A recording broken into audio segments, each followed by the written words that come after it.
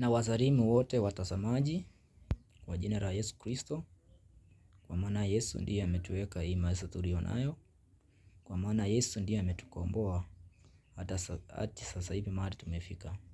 Si kwa mapenzi yetu wala kwa nguvu zetu.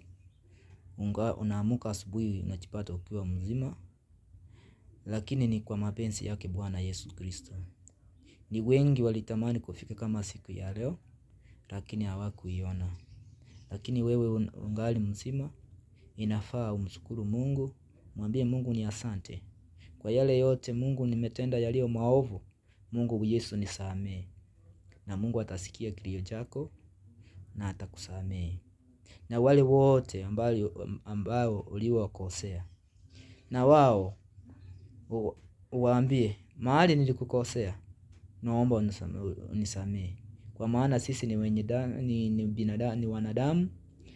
Kila siku tunapoamka, tunapotazama, tunapofikiria, huwa tunafanya maovu. Isipokuwa tu tegemeo ni Yesu Kristo, ndiye mkombozi anayesamehe kila mmoja. Inatupiti wewe mwenzako ukiri kutoka kinywani mwako, mimi nimetenda dhambi na Mungu nisamehe.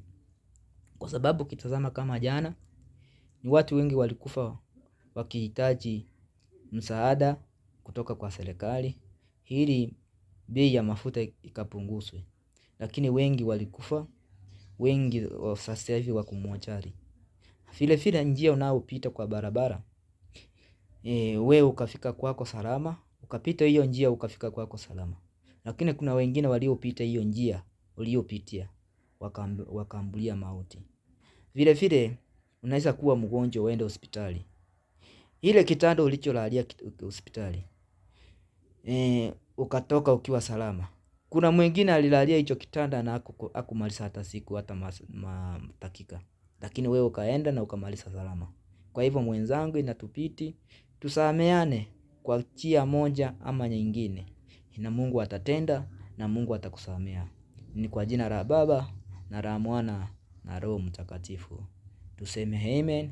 Kama utasikia hii message, subscribe na comment. Kwa majina ni Paul.